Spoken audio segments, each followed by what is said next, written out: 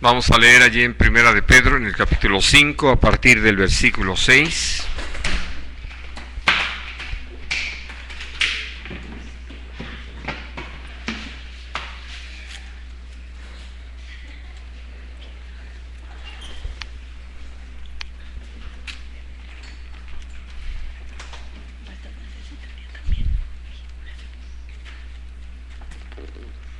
Y dice así: Humillaos, pues, bajo la poderosa mano de Dios, para que Él os exalte cuando fuere tiempo, echando toda vuestra ansiedad sobre Él, porque Él tiene cuidado de vosotros.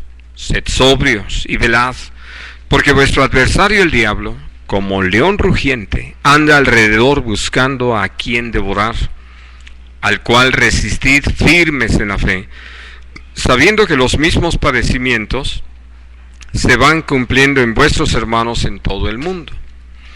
Mas el Dios de toda gracia, que nos llamó a su gloria eterna en Jesucristo, después de que hayáis padecido un poco de tiempo, Él mismo os perfeccione, afirme, fortalezca y establezca. A Él sea la gloria y el imperio por los siglos de los siglos. Amén. Al llegar a este punto, como parte final de el mensaje del apóstol que el Señor le entregó para dar a la iglesia, nosotros encontramos esta palabra, y es toda una necesidad, es una demanda a nosotros y es una necesidad absoluta. Platicaba hace unos momentos con Alex de la situación de una congregación, y algo que uno puede entender es que al ver cómo ha ido decayendo la situación en la congregación, pues todo lo que uno necesita reconocer es que hace falta algo delante de Dios.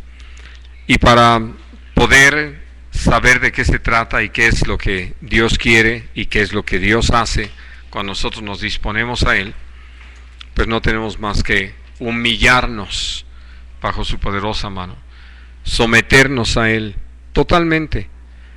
Porque llega el momento en que uno dice, ¿qué caso tiene seguir adelante solo por mantener la inercia, la apariencia, por sentir que uno está haciendo algo, cuando no está viendo los resultados que Dios espera, el fruto? Y sobre todo por el tema que trata toda la epístola, que habla, como lo estudiábamos desde el principio, de esas pruebas que Dios utiliza para hacer de cada uno de nosotros gente lista para la eternidad. Y entonces, si yo desconozco ese trato que Dios está teniendo conmigo, si no lo aprecio, si no lo tengo en cuenta, lo más seguro es que voy a buscar toda clase de soluciones en lo que a mi parecer se requiere. Y lógico, lejos de acercarme a Dios, lo único que voy haciendo es alejarme de Él. Por lo último que veíamos la semana pasada, Dios sigue resistiendo a los soberbios y solo dándole gracia a los humildes. Y para realizar la tarea, cualquiera que Dios nos haya asignado sobre la tierra, puedo pensar en lo que dice en el capítulo 3, hablando a las mujeres que tienen maridos inconversos, que para poder ser ese ejemplo, ese mensaje para los maridos, necesitan la gracia de Dios. Que los trabajadores, los que están bajo autoridad, para poder obedecer aún a los amos difíciles, pues necesitan la gracia de Dios. Y que todos nosotros, para someternos a toda autoridad, necesitamos la gracia de Dios. Para realizar cualquier tarea, para dar a conocer la buena voluntad del Señor, necesitamos la gracia de Dios. Así de que por eso, humillémonos delante del Señor, bajo su poderosa mano. Porque al hablar acerca de esta expresión que aparece en Juan, de que el Señor nos tiene en su mano, por lo general nosotros la pensamos así como la estoy poniendo, ¿no? Hacia arriba, un poco ahuecada para sentirnos aquí y tal vez un poquito cerrando los dedos sobre nosotros como una protección para que si alguien se acerca, cerrarla y no permitir que alguien nos toque. pero nunca nos hemos visto al revés. Nosotros abajo de la poderosa mano de Dios, humillados. Pero si nosotros atendemos a lo que realmente dice la palabra de Dios, así es como Dios nos quiere. Vemos desde el principio a la gente que ha buscado a Dios ir y postrarse en su presencia, rendidos. Y entonces podemos entender por qué el que habita al abrigo del Altísimo mora bajo la sombra del Omnipotente. Está la poderosa mano de Dios sobre él, realmente siendo toda una protección, un castillo fuerte alrededor, y que esto viene porque Dios da gracia al que se humilla. Y al entender entonces que aún para poder soportar las diferentes pruebas, las aflicciones, para poder enfrentar las necesidades, las enfermedades, lo que necesitamos es la gracia de Dios. No necesitamos realmente otra cosa. Por eso en su carta a los romanos, Dios usa al apóstol Pablo para hablar abundantemente de este tema. Y cuando escribe a los efesios les dice algo que es fundamental para nosotros, es saber que somos salvos por gracia, no por obras.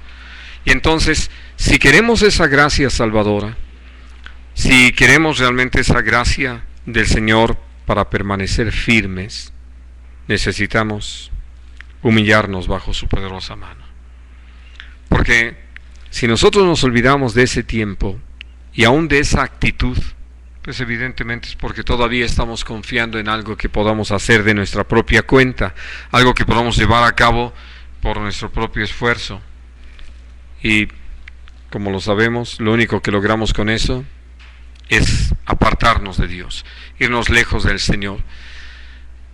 Creo que hemos tenido suficientes experiencias de lo que eso significa, estar lejos de Dios, y no tener esa bendición maravillosa de tener esa comunión con Él. Así de que al estar entonces atentos a este mandato de parte del Señor, porque no está en plan de invitación, no de que les suplico que se humillen, sino dice, humillaos. Es toda una orden, y naturalmente el que la quiera obedecer, la obedece, y el que no la quiere obedecer, pues no la obedece. Pero tiene sus consecuencias una y otra situación. Así de que por eso, al hacerle caso al Señor, Dios lo que nos hace saber es que Él tiene un tiempo para hacer todas las cosas. Eso creo que lo hemos ido aprendiendo de una manera muy vasta, muy continua, y viendo que cosas que nos parecían muy lejanas ya sucedieron, ¿no? Y por eso me acuerdo de una frase que aprendí allí en el despacho de abogados: no hay plazo que no se cumpla. Y entonces, sobre todo eso lo repetía el director general, porque necesitábamos estar atentos para contestar, como se dice en los términos de la ley, en tiempo y forma. Y entonces, hablando de que el Señor, en el plan que tiene, en el trabajo que está haciendo, ahora sí que no es como nosotros, ¿no? Que a veces empezamos a hacer algo y lo dejamos por ahí arrinconado y podemos desentendernos del asunto. Y solo hasta que alguien más nos dice, oye, ¿y eso que empezaste a hacer?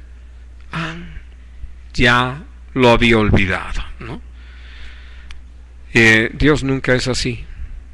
Nosotros podemos tener esa sensación, pero realmente Dios nunca ha olvidado la tarea que está haciendo en la vida de cada uno. Por eso dice que el Señor nos va a exaltar cuando sea tiempo.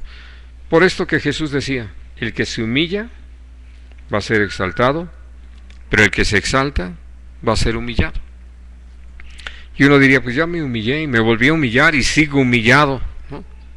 Bueno, hay que estar allí hasta que al Señor le parezca bien exaltarnos. ¿Para qué me levanto antes? Lo único que voy a lograr es que me humille por andar adelantándome al tiempo de Dios y aún llegando a un punto que es como una ofensa para el Señor, ¿no? Diciéndole, como te tardaste, ¿no? Ya lo hice, al estilo Saúl, que en vez de esperar a que llegara Samuel a ofrecer el sacrificio, él dijo, como vi que el pueblo se me desertaba y tú no llegabas, entonces pues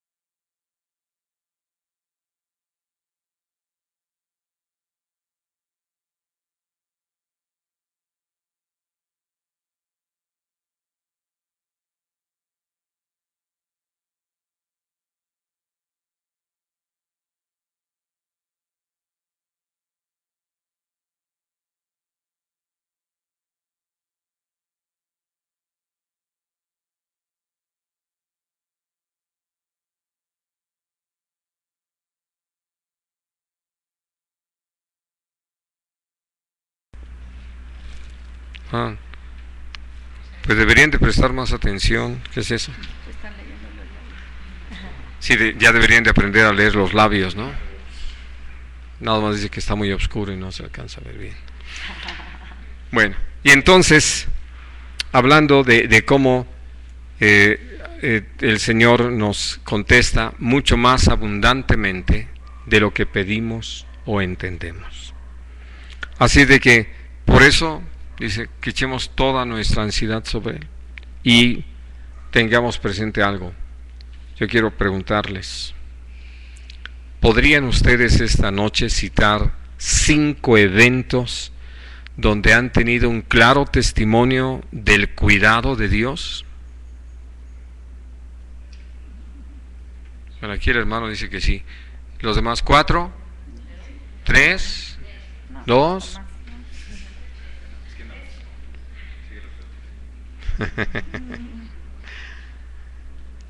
No se preocupen, no les iba a pedir cuáles eran los 5, nada más les estaba preguntando que si tenían 5. Nosotros tenemos como 5,000, pero 5,000 millones. Sí. De los demás no nos hemos dado cuenta. Porque Dios nos ha dado testimonio de eso, de cómo Él tiene cuidado de nosotros en todas las cosas. Piensa uno todo lo que uno ha enfrentado y cuando uno considera cómo Dios ha intervenido para guardarnos en su camino, para suplir nuestras necesidades, para guiar nuestros pasos, para librarnos de tribulaciones y problemas, para sanar nuestras enfermedades, y aún el propósito que ha tenido en las mismas, uno se da cuenta que es cierto. Allí está el Señor. No han dejado de sucedernos cosas, pero en todo Dios ha estado. Por eso tenemos motivos y motivos y más motivos para alabar al Señor, para bendecir su santo nombre. Y entonces, allí es donde vemos cómo conforme vamos creciendo en el conocimiento de su voluntad, pues más y más nos vamos deleitando en esa fidelidad de Dios. Ahora, aquí viene una advertencia muy importante. Esta petición tiene que ver naturalmente en primer lugar y sobre todas las cosas, con agradar el corazón de Dios. Pero al mismo tiempo tiene como propósito evitarnos vivir una experiencia sumamente desagradable. ¿De qué estamos hablando? De que cuando se nos pide ser sobrios, es decir, atentos y estar velando, es porque tenemos un enemigo, ahora sí que dicho también en esos términos, que no duerme. Alguien que todo el tiempo está acechando. Me hacía una pregunta muy interesante Ruth al respecto. Dice, ¿por qué habla del diablo como león si el león que pensamos más, el león de la tribu de Judá, es nuestro Señor Jesucristo? Y dije, mucho tiene que ver con las características, tal como lo habla en el libro de los Salmos, en el Salmo 22, en el Salmo 17, en el Salmo 57, usa la figura del león. El mismo apóstol Pablo en su segunda carta a Timoteo, en el capítulo 4, también usa esa expresión de que fue librado del león, ¿no? Evidentemente hablando del enemigo. Porque la expresión que aparece, por ejemplo, en el Salmo 22, es que está como león rapante, es decir, que está al acecho, que está listo para cazar. Y es la misma forma en que está presentado aquí.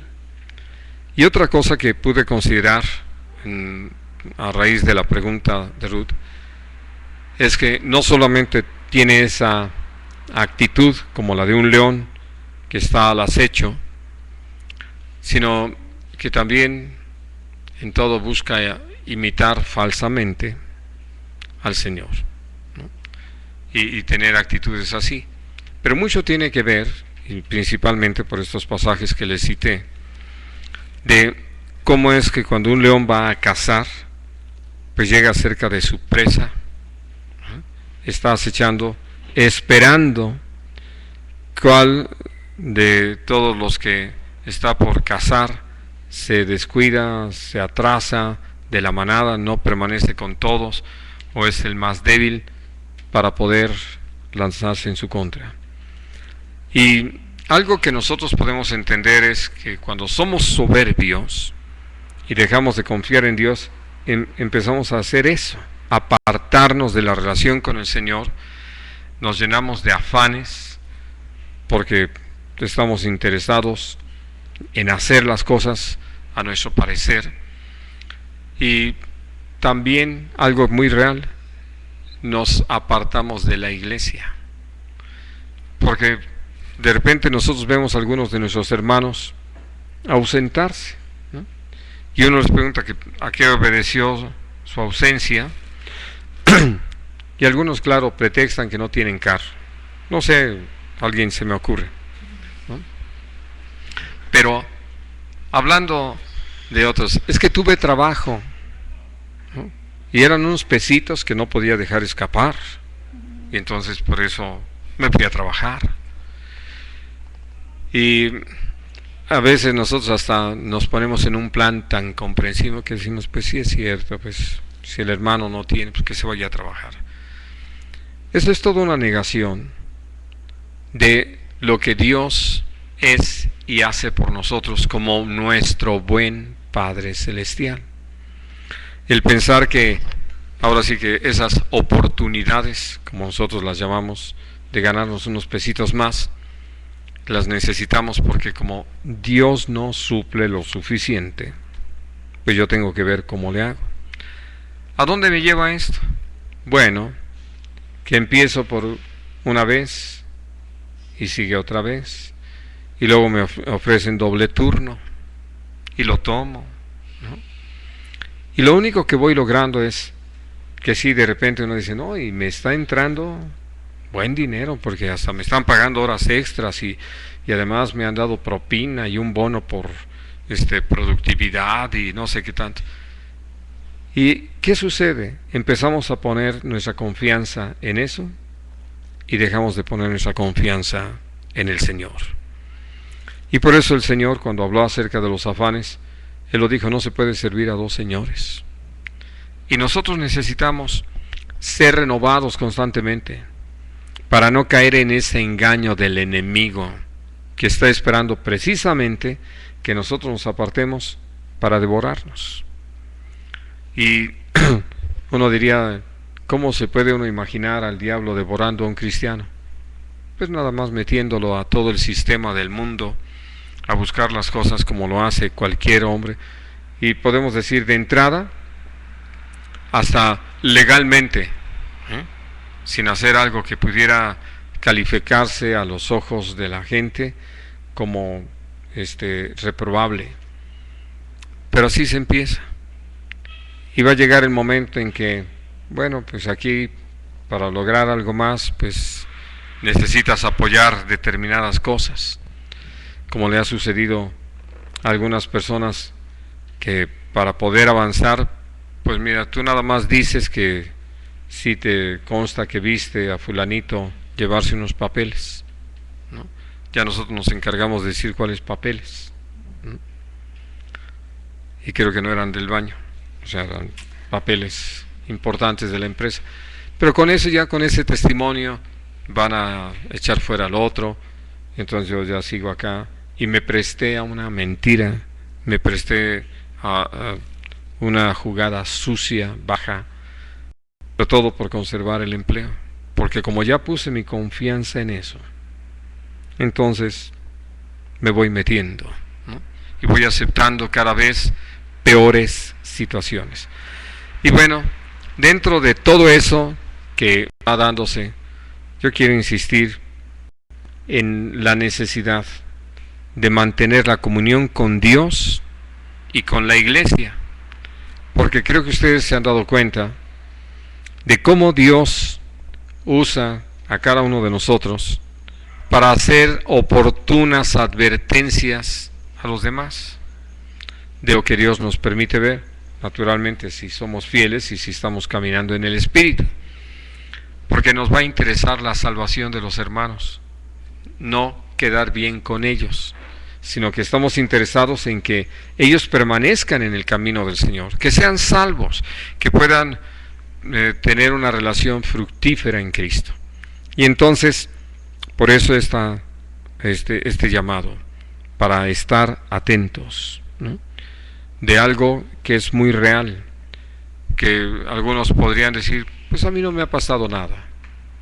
No, el problema es que cuando pasa, hasta el mundo tiene una frase así, uno de esos dichos populares: después del niño ahogado se tapa el pozo, ¿no?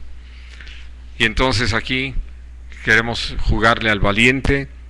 Muchos siguen insistiendo en que no les ha pasado nada, a pesar de no haberse humillado bajo la poderosa mano de Dios, porque han logrado burlar al diablo, ¿no? Y lo único que han logrado es que el diablo se burle de ellos, porque como lo dice también el Señor en su palabra, Dios no puede ser burlado, y lo que el hombre siembra, cosecha. Entonces, por eso al hablar de esto, nos llama el Señor a resistir firmes al diablo. Va a haber tentaciones todo el tiempo, en todas las formas posibles, en todas las áreas. Y por eso necesitamos esa renovación, para mantenernos limpios, santos, puros, para caminar en justicia, para no dar lugar al pecado en ninguna de sus formas, y que no haya manera de que el diablo nos atrape, ¿no? Y nos convierta en su presa. Porque algo que podemos ver, y digo, ahí está un ejemplo como el de David, un hombre que conocía a Dios, que había experimentado tantas cosas en el Señor, que se dio al asunto de Betsabé, de dejarse atrapar por la figura. Evidentemente le dio vueltas al asunto, echó mano de la posición, la jerarquía que tenía, la hizo venir. Ya conocen la historia para no entrar en detalles porque hay niños del otro lado. Y entonces, hablando de cómo peca y para cubrir su pecado, sigue maquinando qué hacer para que su pecado quede cubierto. y como no le funciona su estrategia, entonces usa otra para eliminar, en este caso, a Urías Eteo, y pues ya después presentarse como el Redentor de Betsabé. Dios no puede ser burlado. Y algo que le pasó a David, y que él mismo da testimonio, es que mientras él mantuvo callado este pecado, sus huesos se secaron. Él pudo ver cómo su verdor empezó a decaer. Esa frescura que había tenido, esa vida que vivía antes en el Señor, empezó a venirse abajo. Había caído bajo las garras del enemigo. Y entonces, por eso, podemos ver que Dios en su misericordia obra así, usando a alguien para hablarnos y para hablarnos con toda claridad, llamándonos al arrepentimiento. Él lo hizo. Y entonces el Señor tuvo misericordia de él. No dejó de haber consecuencias de su acción, pero él alcanzó misericordia. Y por eso él podía alabar a Dios por conocer esa gran misericordia, incomparable misericordia del Señor. Pero por otro lado uno diría, ¿qué necesidad tenemos de eso? ¿Por qué? Si ustedes han tenido la oportunidad de ir estudiando los libros de Crónicas principalmente, al hablar acerca de la descendencia de David, dice así, cómo es que en medio de todo lo que fue sucediendo, ellos los descendientes son mencionados así, lo que hicieron en seguir al Señor o no seguirlo, para desobedecerlo, pero dice, no así como David, su padre, salvo en el asunto de Urías Eteo, ¿no? Es decir, ahí quedó como toda una huella. Y uno puede decir, qué tremendo tener que vivir con eso. ¿Por qué? Porque sin duda estaba de por medio del adulterio, que era toda una ofensa a Dios, y lo sigue siendo, no ha cambiado, para Dios no ha cambiado sus leyes, pero tener que cargar con la muerte de uno de sus valientes, de un hombre que había estado allí entre los 30 más valientes que tenían sus jefes, ¿no? Pero todo esto por haber dado lugar al pecado. Nos descuidamos y aquel tira el zarpazo, ¿no? Y hacemos las cosas y entonces viene una consecuencia. Por eso necesitamos resistir al diablo, firmes en la fe, ¿no? Y que, como lo dice de otra forma más amplia allí el capítulo 6 de Efesios, vistiéndonos de toda la armadura de Dios. Porque si nosotros nos mantenemos día tras día agradeciendo al Señor por su salvación, agradeciendo a Dios por su justicia, teniendo presente que estamos aquí para anunciar el Evangelio, que tenemos el escudo de la fe, que tenemos la espada de la palabra, que entonces podemos resistir firmes al diablo, sin movernos de la posición que tenemos en Cristo, del lugar donde Dios nos ha colocado para hacer luz a la gente que nos rodea. Entonces podemos darnos cuenta de qué forma el Señor nos lleva, como lo escribe también el apóstol Pablo, de triunfo en Cristo Jesús. No va a dejar de haber batallas. Nunca podríamos tener un triunfo si no hay una batalla. Pero lo maravilloso es que podemos triunfar en cada batalla. No tenemos que estar diciendo, bueno, no se ha perdido la guerra, nada más se perdió otra batalla. No tenemos por qué. Podemos ir de triunfo en Cristo Jesús. Y así podemos darnos cuenta de que lo que Dios permite vivir no es algo ajeno a la vida de la iglesia. Cuando tenemos la oportunidad de platicar con hermanos en la misma congregación, de otras congregaciones, cuando tenemos la oportunidad de saber lo que pasa aún en otros lugares del mundo, nos damos cuenta de que Dios está trabajando en la iglesia, porque como lo veíamos en el capítulo 4, es tiempo de que el juicio empiece por la casa de Dios. Y Dios, para perfeccionarnos, para purificarnos, para santificarnos, para dejarnos listos para el encuentro con nuestro Señor Jesucristo, ha estado trabajando, y ha estado trabajando poderosamente, inconstantemente, constantemente, no, sí, sí. Y entonces, hablando de cómo en ese trato que Dios va teniendo con nosotros, pues estamos en la misma experiencia que muchos hermanos. Y al ver así esta obra del Señor en toda la iglesia, sabemos que todas estas aflicciones se van cumpliendo en todo el cuerpo. Ahora, una palabra para todos y cada uno de los creyentes es esa del versículo 10. El Dios de toda gracia, el que nos llamó de las tinieblas a su luz admirable, el que nos llamó para participar de su gloria eterna en Cristo Jesús. Y dice, después de que hayamos padecido, Él mismo, Él se encarga de hacerlo, de afirmarnos, de perfeccionarnos, de fortalecernos, de tal manera que podamos estar listos para no solo reinar con Cristo 1000 años sobre la tierra, sino vivir con Él toda la eternidad. Porque todo esto es lo que nos ha llevado a anhelar la gloria del Señor.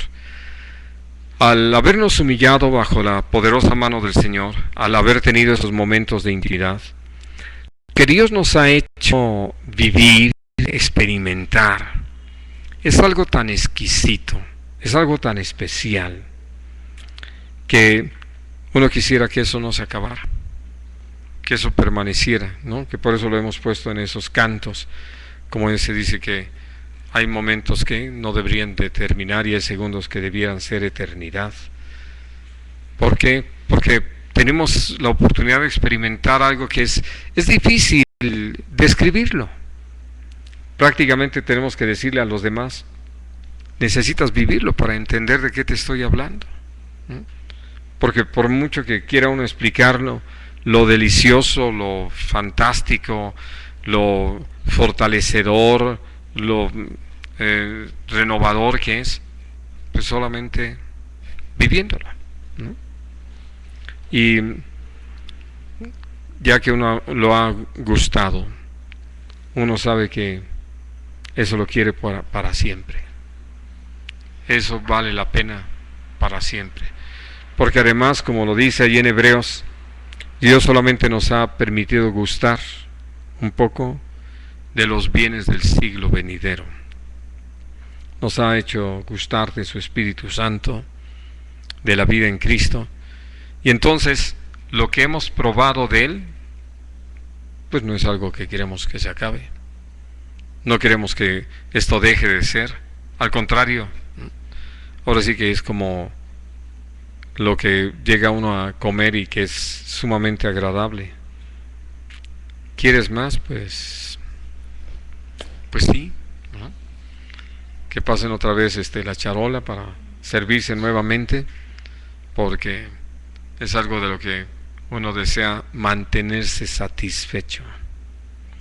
Y esto es a lo que Dios nos ha llamado. Y entonces, hablando de nuestro Dios, que es el Dios de toda gracia, Él va a hacer su obra en su momento. Por lo pronto, lo que nos pide es que estemos humillados. Él nos va a levantar cuando sea el tiempo. Y sobre todo, cuando Él, que es perfecto en todo, sabe que lo que estamos viviendo ha cumplido su propósito. Y por lo tanto, ya no hay necesidad de mantenernos en el horno. Ya estamos listos. Y a disfrutar lo siguiente, para lo que Dios ha trabajado en nuestra vida. Por eso, al Dios de toda gracia, sea la gloria, la honra, la alabanza, la acción de gracias, porque a Él le pertenecen el poder, la gloria y el imperio por los siglos de los siglos. Amén. Muy bien, y leo los últimos versículos. Por conducto de Silvano, a quien tengo por hermano fiel, os he escrito brevemente, amonestándoos y testificando que esta es la verdadera gracia de Dios en la cual estáis. La iglesia que está en Babilonia, elegida juntamente con vosotros, y Marcos mi hijo, os saludan. Saludaos unos a otros con ósculo de amor. Paz sea con todos vosotros los que estáis en Jesucristo. Amén. Lo único que quiero comentar de esto es que creo que nos tendremos que esperar hasta la gloria para saber si este Marcos es Juan Marcos o realmente ya era uno de los hijos de Pedro, que entendemos que no tenemos por qué descartar a los hijos, ¿no?